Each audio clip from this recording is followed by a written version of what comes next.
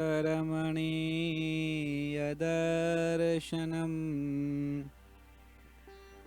मन्दहासरुचिराननाम्बुजम् पूजितं सुरनरोत्तमेरमुदा धर्मनन्दनमहं विचिन्तये। बोलो श्री घनश्याम महाराजनी जय।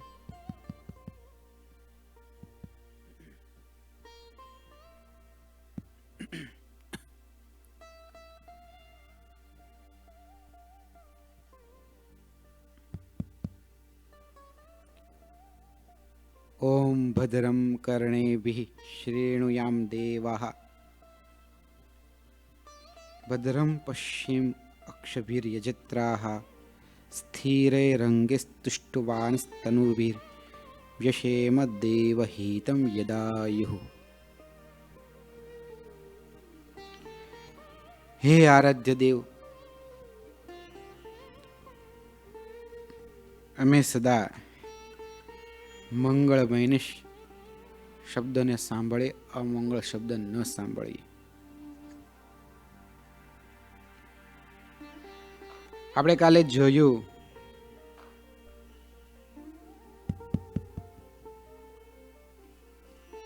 કે અધમ શબ્દનું શ્રવણ કરીએ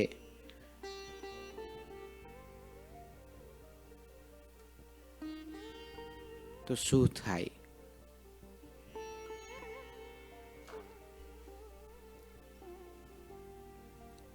એનું દ્રષ્ટાંત આપણે લેતા હતા, મંથરાનું લેતા હતા.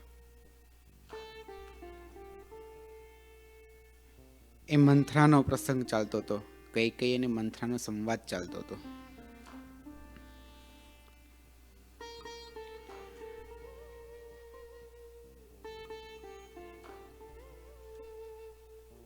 મંથરા કે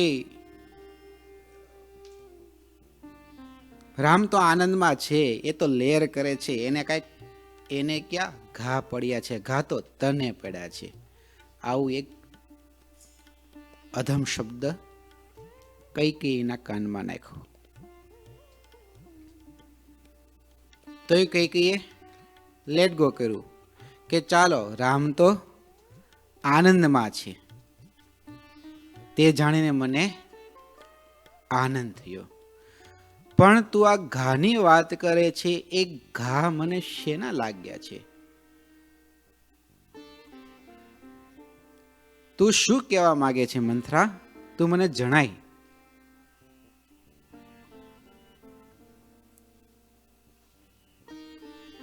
હું તો હાવ સાજી તાજી છું, મને કઈ પ્રોબ્લેમ નથી. રાજા દશરથ મારી પર પ્રસન્ન છે, મારો પુત્ર રામ મારી પર પ્રસન્ન છે, પ્રજા મારી પર પ્રસન્ન છે, કૌશલ્યા મારી પર પ્રસન્ન છે, બધા જ મારી પર પ્રસન્ન છે, મને કોઈ રોગ નથી. તું શું કહેવા માંગે છે? મંથરા કે શું ધૂળ સાજી તાજી? શું કીધું? શું ધૂળ સાજી તાજી? તારી માથે તો મોટો ભય ઝૂલી રહ્યો છે. હું કીધું? તારી માથે તો મોટો ભય ઝૂલી રહ્યો છે, એનું તને ક્યાં ભાન છે?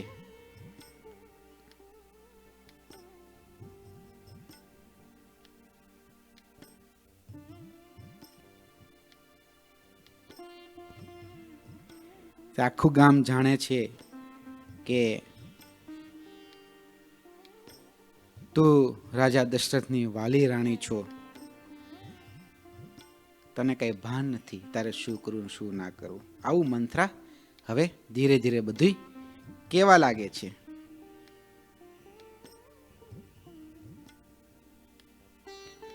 એટલે કઈ કહે છે, તું શું કહેવા માંગે છે? મને કાંઈ ખ્યાલ આવતો નથી, કાંઈ ખ્યાલ આવતો નથી. તારા મનમાં શું વિચાર ચાલે છે મને ખબર નહીં પડતી. તું શું કહેવા માંગે છે મને ખ્યાલ નથી આવતો. રામ કુશળ છે, રાજા દશરથ પતિ એ પણ કુશળ છે, પ્રજા પણ કુશળ છે.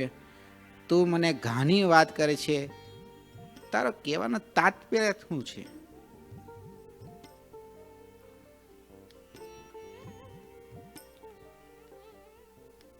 એટલે તો હવે કઈને ઈચ્છા થઈ જાણવાની કે મને મંથરા શું કહેવા માંગે છે. કારણ કે કઈની વાલી દાસી હતી મંથરા. એટલા મંથરા કે હું કહું સાંભળતું.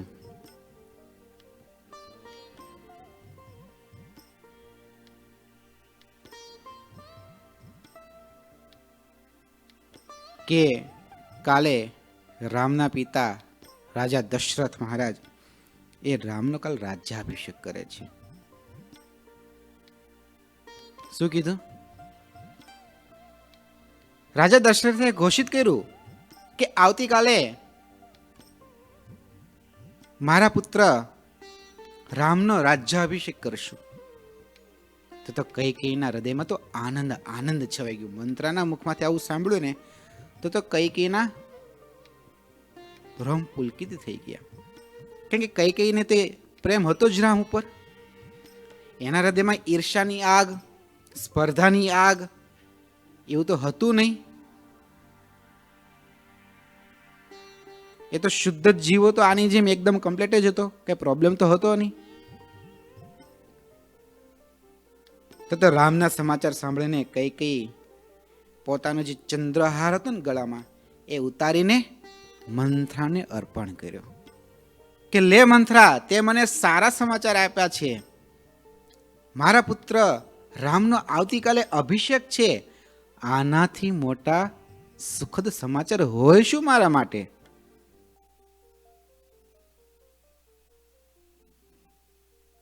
કઈ હતી ભોળા હતા, પણ મંથરાએ એ હાર કઈ આપ્યો તો ગળામાંથી કાઢીને ફેંકી દીધો. શું કર્યું? કૈકીએ આપેલો હાર મંથરાએ ફેંકી દીધો. આ અધમ વ્યક્તિને કોઈ પણ સારી વ્યક્તિના કાનમાં કઈ પણ શબ્દ, અધમ શબ્દ નાખવાય ને તો નાટક ચેટક બહુ સારી રીતે કરતા આવડતું હોય. આપણને આમાંથી શીખવાનું છે કે આવા જ્યારે આપણી પાસે કોઈ આવે ને આવું કરે તો જાણ હોય તો આપણે સાવધાન થઈ જવું જોઈએ.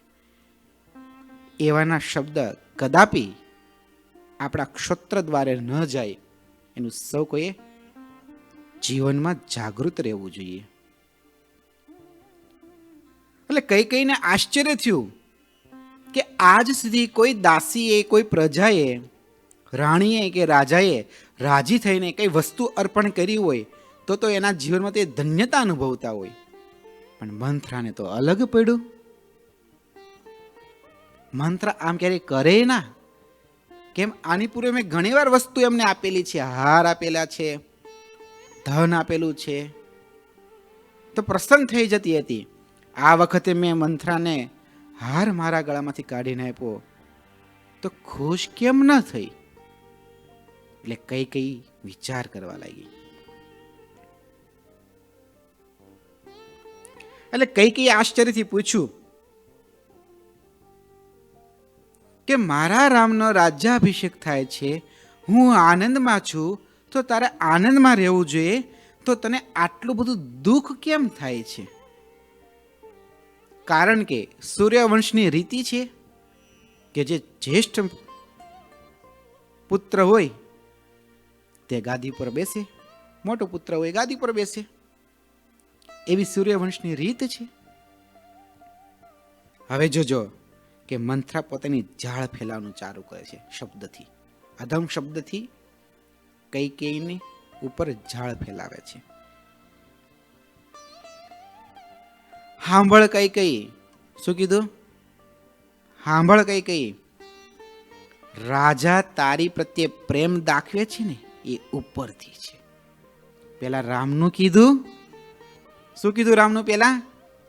કે રામ તો લેરમાં જોઈ ને, એને ક્યાં ઘા પડ્યા છે, ઘા તો તને પડ્યા છે. એટલે રામનું આવી રીતે ઝેર ઓકી દીધું. એટલે એક તો રામનું તો કહી દીધું. બીજો શબ્દ શેનો આપ્યો? રાજા, તારો પતિ માત્ર પ્રેમનો દેખાવ જ કરે છે, પણ એમના હૈયામાં તો કૌશલ્યાનું જ હિત રમે છે, અને એને કૌશલ્યા જ વાલી છે. અને કૌશલ્યા પણ તારી માટે અંદરથી ખાર રાખે છે. આ ત્રીજું બિંદુ આપ્યું. કયું આપ્યું?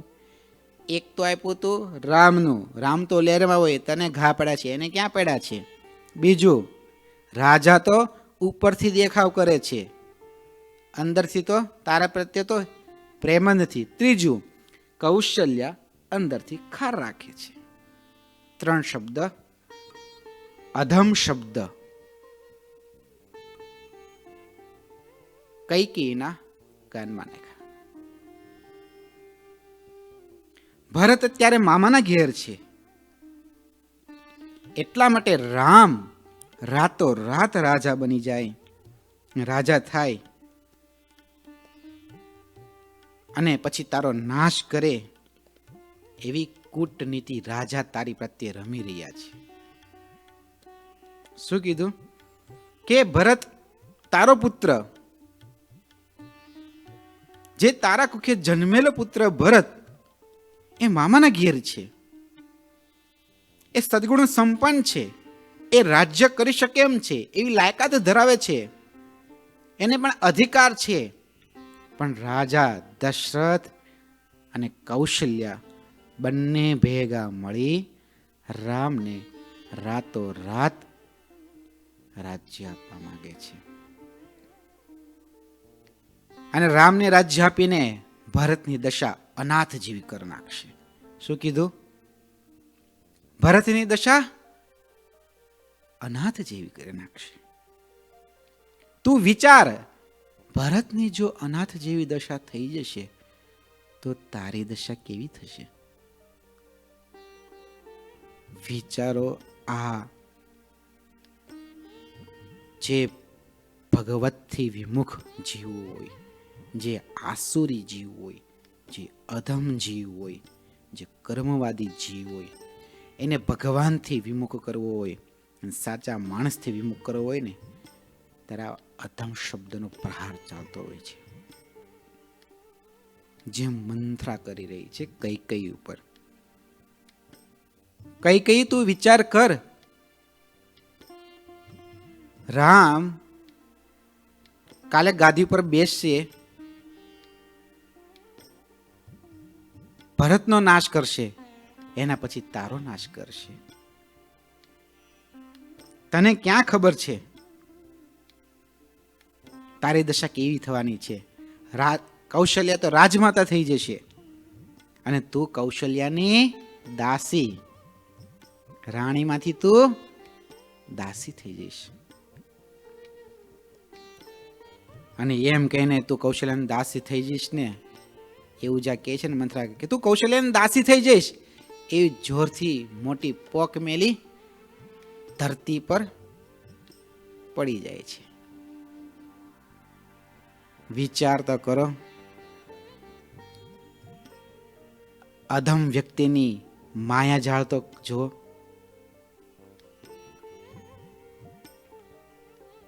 અને આ જીવ બહુધા એમાં જ ફસાય છે, એમાં જ ફસાય છે, એમાં જ ફસાય છે.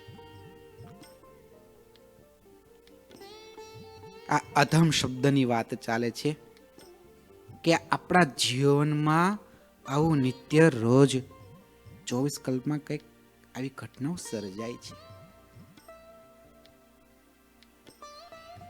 આપણા કાનમાં એવા અધમ શબ્દ, ગાળોના શબ્દ હોય, મૂવીના શબ્દ હોય, અનીતિના શબ્દ હોય, એવા શબ્દમાં આપણી પર પ્રહાર થતા હોય છે. કેન પ્રકારે વ્યક્તિ દ્વારા થતા હોય, સોશિયલ મીડિયાથી થતી હોય, જોબમાં થતા હોય, બધી રીતે થતા હોય, પણ જો શાસ્ત્રથી, સત્પુરુષથી અને સંતો અને ભક્તોના સથવારાથી જો જાણી રાખ્યું હોય તો ખ્યાલ આવે કે મંથરાએ કઈ રીતે કઈકઈને ઝેર પીવડાવ્યું હતું કાનમાં. એટલે મંથરાએ તો ધરતી પર પડી ગઈ અને એને મૂર્છા આવી ગઈ. મૂર્છા આવી નહોતી, પણ ડ્રામા હતો એક પ્રકારનો કે હું આવું નાટક કરું તો કઈ કઈ મારો પર ભરોસો કરે. એટલે મંથરા તો મૂર્છામાં પડી ગઈ. પછી કઈ તો હવે કઈ બિચારા ભોળા હતા, એમને તો હોય તો ખરા ને દાસી છે થયું હું. એટલે કઈ એમને ઊભી કરે છે, પાણી પીવરાવે છે. મંથરા કે મારે તારા સહારાની જરૂર નથી. હું કીધું, પાછું ચાલુ કર્યું, મારે તારા સહારાની જરૂર નથી, હું મારી જાતે સેવા કરી લઈશ. હું તારા જીવનું હિત કરવા આવી છું. તારું પતન ન થાય, તારી દયનીય દશા આવતીકાલે ન બને એની ચિંતામાં મારા દિવસો પસાર થાય છે. હવે ફરીવાર મંથરા એવું કહે છે, રામ રાજા થાય કે ભરત રાજા થાય એમાં મને શું મળવાનું છે? પાછું ચાલુ કર્યું, શું કીધું? રામ રાજા થાય કે ભરત રાજા થાય એમાં મારે શું લેવા દેવા? દીકરા તો તમારા છે,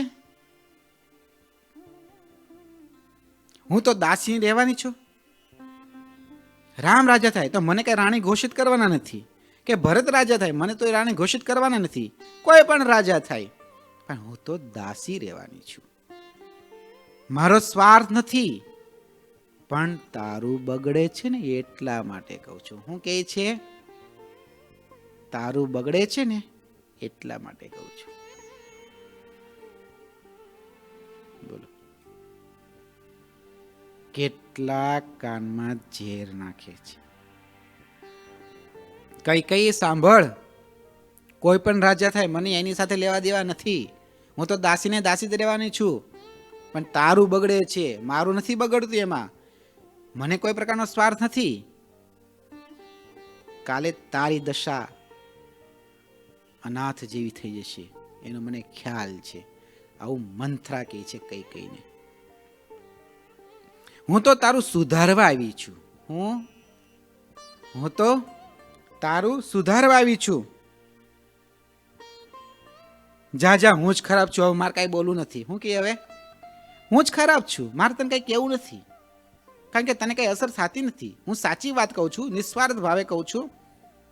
તને કઈ વાત ઉતરતી નથી. હવે મારે કઈ બોલવું નથી, મારે જવું છે. શું કીધું? રડતા રડતા કહે છે, હું જાઉં છું, મારે તારે કઈ જરૂર નથી. હું સાચી વાત કહું છું, તને ઉતરતી નથી. આ અધમ વ્યક્તિ તો જો, એના શબ્દના પ્રહાર તો જુઓ, કે જે કઈ રાજા દશરથને વાલા છે, જે રાજા દશરથના હૃદયમાં રાગ, દ્વેષ, ઈર્ષા ત્રણેય રાણીને સમાન ભાવે જોવે છે. કઈ રામને પુત્ર માને છે. એનામાં કોઈ ભેદભાવ નથી કે રામ, લક્ષ્મણ, ભરત, શત્રુઘ્ન. ભરત જ મારો પુત્ર, પણ લક્ષ્મણ, રામ મારા પુત્રથી તો સોતેલા છે. એવું જેના હૃદયમાં નથી, એને આવા મંથરા જેવા જીવ રાજા દશરથથી વિમુખ કરે છે.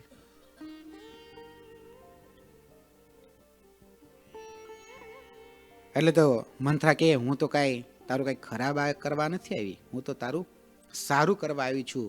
પણ તને કઈ વાત ઉતરતી નથી, મારે કઈ રહી કામનું નથી. હું તારું હિત કરવા આવી છું, પણ તને લાગે છે હિત. હવે કઈની રીલ ચાલુ થઈ, કે કઈ રીલ ચાલુ થઈ કે આ બોલે છે તે કઈ ખોટું નથી લાગતું. આવો હવે આ બધા શબ્દ આનામ નાખ્યા તો હવે ધીરે ધીરે આ ઝેર તો થાય ને, વિચાર તો કરે ને, વિચાર તો કરે. હવે આ કઈને એમ થયું કે આ બોલે છે ને એમાં કંઈક સત્ય હોવું જોઈએ. સાચી વાત છે. રાજા દશરથને અમે 3 રાણીઓ છીએ, એમાંથી વધુ ઓછો પ્રેમ હોય. રામની પ્રસન્નતા ઠેર ઠેર ગવાય છે, તો રામને રાજા દશરથ કરી શકે? ભરત તેના મામાના ઘેર છે, એની ગેરહાજરીમાં કૌશલ્યા પોતાના પુત્રને રાજા કરી શકે? આવી બધું મનોમંથન મનમાં થવા લાગ્યું. આ અધમ શબ્દની અસર થઈ છે. કઈકઈએ જો અધમ શબ્દનું શ્રવણ કર્યું તો તેના જીવનમાં તેના પતિ પ્રત્યે કુશંકા, પોતાના પુત્ર રામ પ્રત્યે કુશંકા, કૌશલ્યા પ્રત્યે કુશંકા, જે ત્રણેયનું જીવન સફેદ વસ્ત્ર જેવું, ભગવાન રામ, કૌશલ્યા, રાજા દશરથ, જેનું ગુણગાન તમામ પ્રજા કરે, સ્વયં ભરત તેમના પુત્ર કરે, પણ કૈકેયીના જીવનમાં આ મંત્રના શબ્દનું શ્રવણ કર્યું તો એવો વિચાર ઉદ્ભવ્યો કે હોઈ ભી શકે. આ બોલે છે તે કંઈ ખોટું લાગતું નથી. રામ રાજા થાય કે ભરત રાજા થાય, એમાં મંથરાને શું સ્વાર્થ છે? આ કઈને મંથરા પ્રત્યે ગુણ મનાણો. કઈને મંથરા પ્રત્યે ગુણ મનાણો કે રામ રાજા થાય કે ભરત રાજા થાય, એમાં આ દાસીને શું લેવા દેવા? એને શું સ્વાર્થ છે? લાગે છે એના મનમાં કંઈક છે ને કહેવા માંગે છે. આવું બીજો હું આવ્યો ગુણ, લાગે છે એને કંઈક કેવું છે, એ કહેવા માટે આવી છે. જીવ શુદ્ધ છે. શું માને છે હવે? જીવ શુદ્ધ છે, એને કોઈ પ્રકારનો સ્વાર્થ નથી, એ મને કંઈક કહેવા માંગે છે. હવે મંથરા પેલા કઈ પાસે આવી હતી, હવે કઈને ગુણ આવ્યો ને એટલે કઈ છે ને એ મંથરા પાસે ગઈ. આ કઈ મંથરા પાસે ગઈ. વિચાર કરો, આ શુદ્ધ જીવ હતો, ભગવાનની પ્રસન્નતા એની ઉપર હતી, પતિની પ્રસન્નતા હતી, રામની પ્રસન્નતા હતી, કૌશલ્યાની પ્રસન્નતા હતી. હવે આનું જો એને શ્રવણ કરું તો પેલા આ વિમુખ જીવ હતો એની પાસે ગયો, હવે આમાં ઝેર થોડું થોડું આવી ગયું એટલે હવે આ એની પાસે ગઈ, એની પાસે ગઈ. એટલે કઈ મંથરા પાસે આવી અને મંથરાની પીઠ ઉપર હાથ ફેરવો. શું કર્યું? કઈ મંથરાની પીઠ ઉપર હાથ ફેરવો.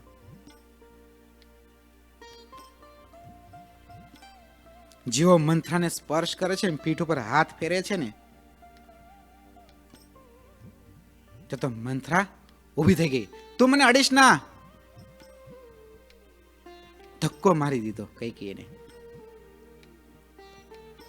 મારે કઈ તારી શાંતવાની જરૂર નથી, મારે તારા આશ્વાસનની જરૂર નથી.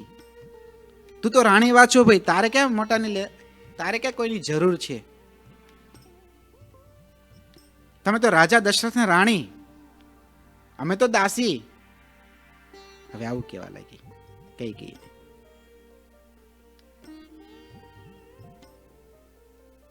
કે છે, મંથરા મને લાગે છે તું કે છો કંઈક એમાં સત્ય છે, તું કંઈક કહેવા માંગે છો, તું બહુ દુઃખી છો, તું મને કહે.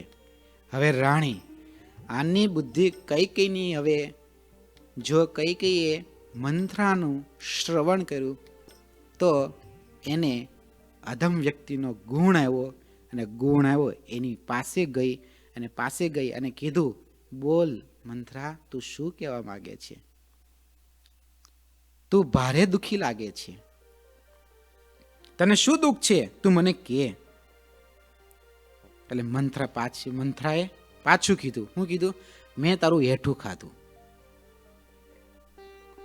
તારા કપડાં પહેર્યા, તારા કપડાં ધોયા, મને તો હવે તને કહેતા બીક લાગે છે. શું કીધું?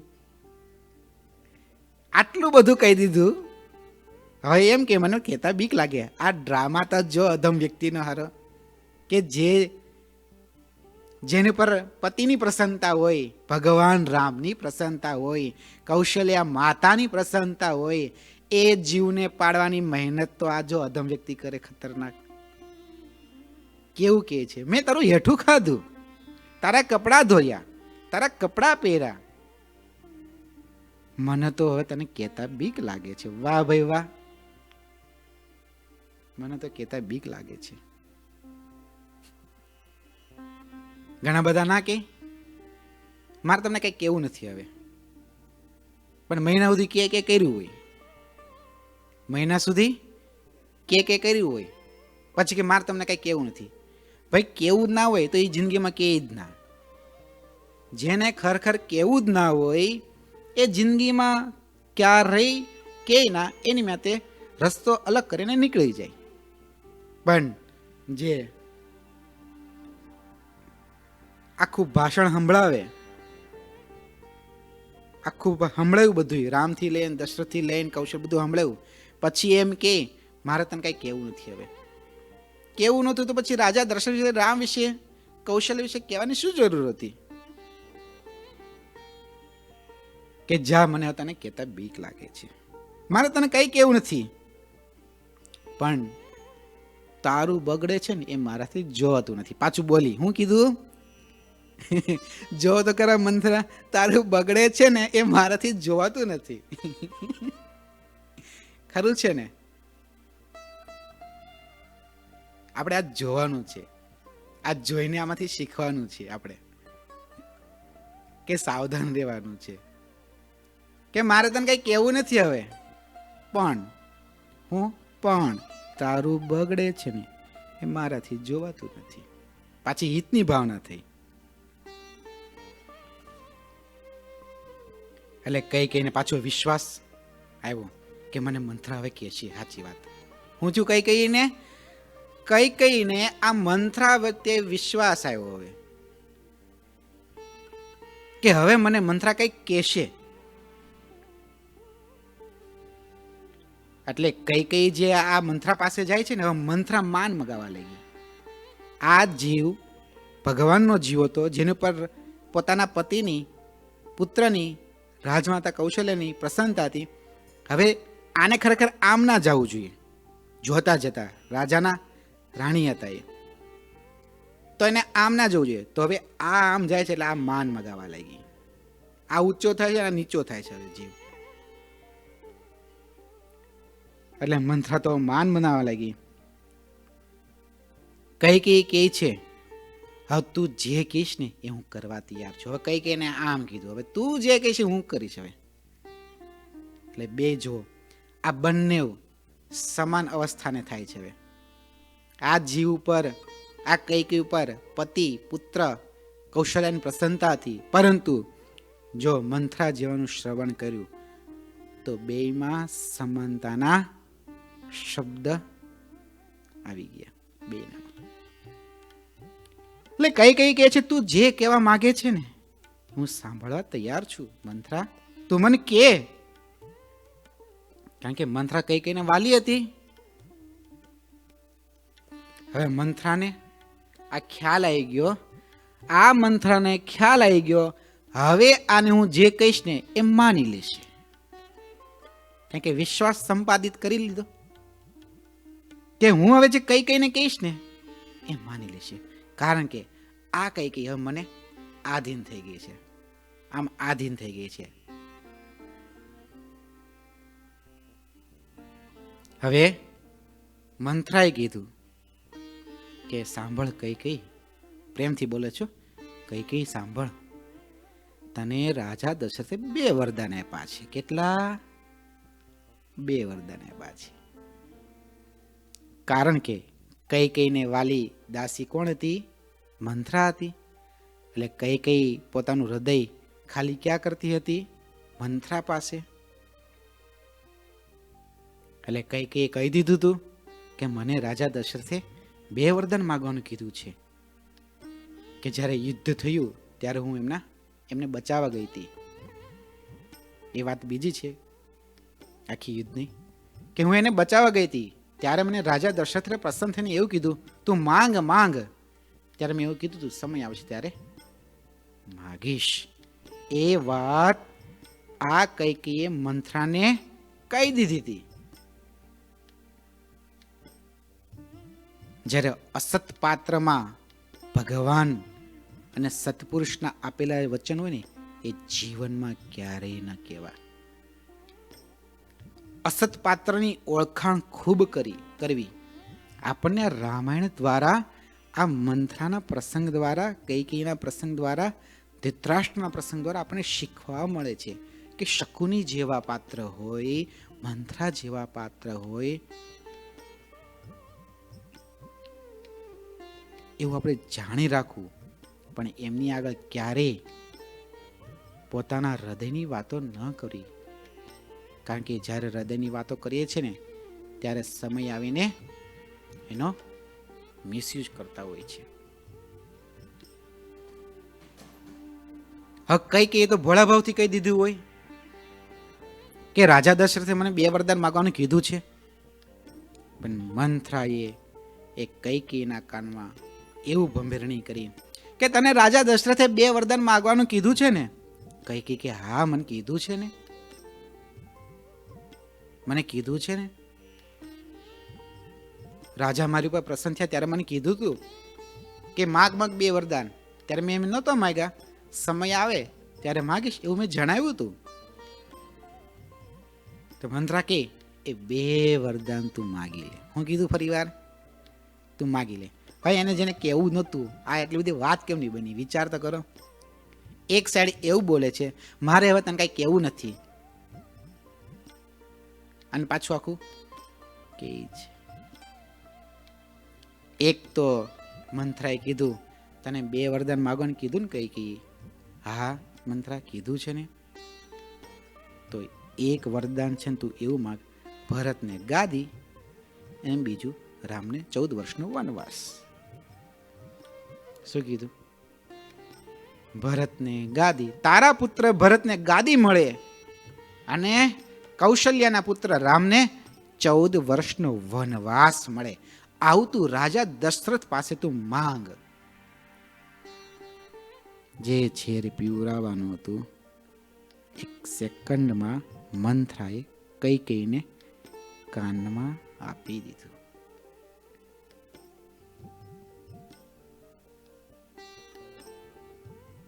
વિચાર તો કરો કે આ જીવ કેવો હોય છે. આ જીવને આવા શબ્દ સંભળાય છતાં પણ જો એમાં મૂળ બુદ્ધિ થઈ જાય તો સત્યની પ્રતીતિ થવા લાગે છે. સાર અસારનો વિવેક નથી જણાતો.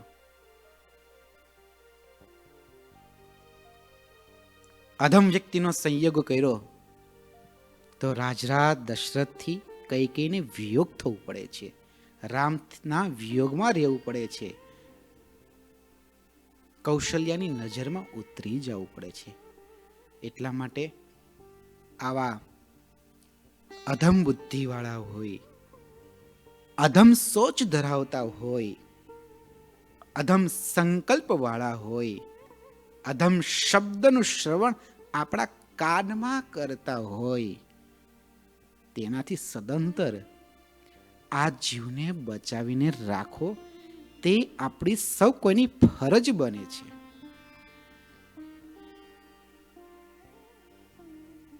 કારણ કે જેવા સંગે રહીએ ને એવો સંગ આપણામાં આવતો હોય છે. નીચ બુદ્ધિવાળા સાથે બેસીએ તો આપણામાં એવી બુદ્ધિ આવતી હોય છે, એવા વિચાર આવતા હોય છે, એવા શબ્દોનું શ્રવણ ક્યારેય ન કરવું. એટલા માટે મહાભારતમાં કહેવાય છે, કીધું છે, બુદ્ધિશ્ચ હીયતે પુંસામ નીચૈહિ સ સમાગમાત મધ્યમેર મધ્યતામ યાતિ શ્રેષ્ઠતામ યાતિ ચોત્તમૈહિ. અર્થાત પુરુષોની બુદ્ધિ નીચની સાથે બેસવાથી નીચ થઈ જાય છે, મધ્યમ સાથે બેસવાથી મધ્યમ થઈ જાય છે, ઉત્તમની સાથે બેસવાથી ઉત્તમ થઈ જાય છે.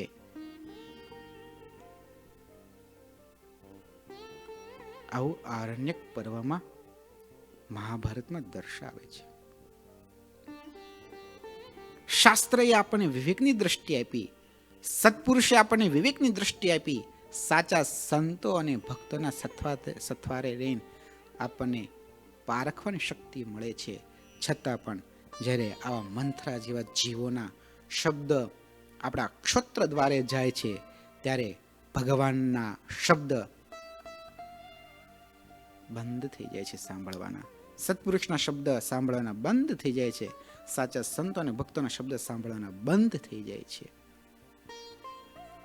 કૈકેયીના જીવનમાં રાજા દશરથના શબ્દ શું નહીં પડેલા હોય? શું કૈકેયીના જીવનમાં ભગવાન રામના શબ્દ નહીં પડેલા હોય?